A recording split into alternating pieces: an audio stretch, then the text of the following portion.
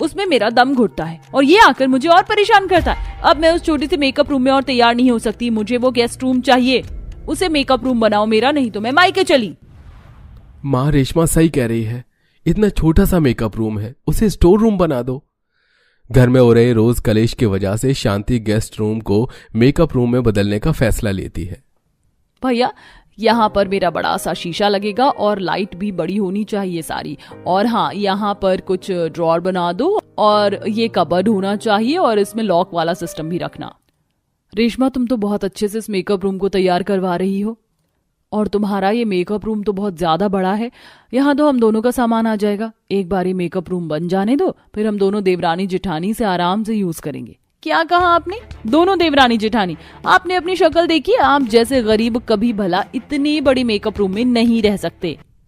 Makeup room तैयार होने से पहले ही कविता रेशमा को अपने मेकअप रूम में आने से मना कर देती है और ये बात रेशमा को बहुत बुरी लगती है, जिसके बाद वो उसी अपने छोटे से मेकअप रूम में जाती है जो रेशमा को दिया गया था।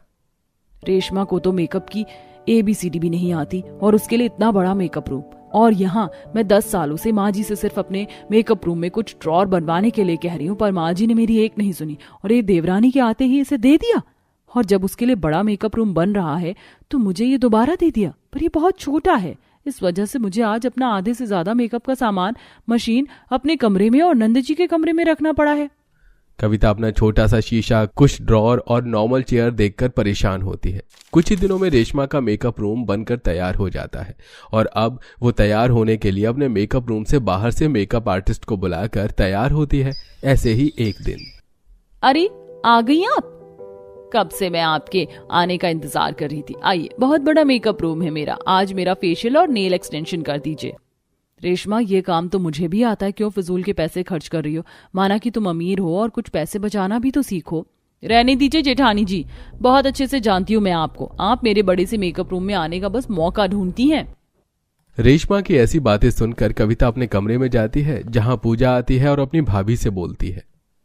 भाभी, जब से रेशमा भाभी का बड़ा मेकअप रूम बना है वो तो अपने मेकअप रूम में ही बैठी रहती है। मुझे फेशियल करवाना था, आप मेरा फेशियल कर दो ना, पिछली बार की तरह मत करना।